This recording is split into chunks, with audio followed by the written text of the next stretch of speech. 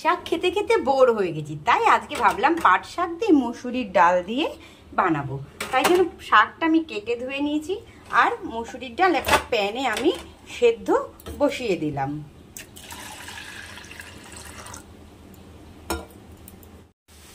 দেখো ডালটা আমার সেদ্ধ হয়েই এসছে প্রায় একদম। এবার আমি দিয়ে দেবো সামান্য পরিমাণে হলুদ, নুন আর চেরা কাঁচা লঙ্কা দিয়ে এবার আমি পাট শাকটাও দিয়ে দেব।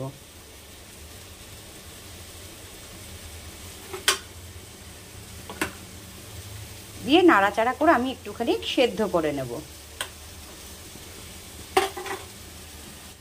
ডাল আমার সেদ্ধ হয়ে গেছে, দেখো সবই সেদ্ধ হয়ে গেছে, আমি নামিয়ে নিয়েছি। আর দেখো কড়াইতে তেল বসিয়ে দিয়েছি, শুকনো লঙ্কা ফোড়ন দিয়ে দিলাম, আর দিয়ে দেবো সামান্য একটু কালো জিরে, 2 থেকে 3 কোয়া রসুন আর একটু পেঁয়াজ দিয়ে আমি একটু নাড়াচাড়া করে নিলাম।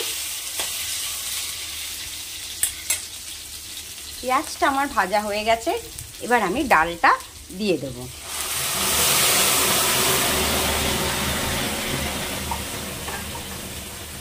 ডাল আমার ফুটে উঠেছে, ডাল আমার কমপ্লিট। এবার আমি ডালটা নামিয়ে নেব। দেখো ডালটা আমি নামিয়ে নিয়েছি, কি সুন্দর হয়েছে, খেতেও ভারী সুস্বাদু। যারা এখন এরকমভাবে খাওনি তারা খেয়ে অবশ্যই কমেন্ট বক্সে জানিও।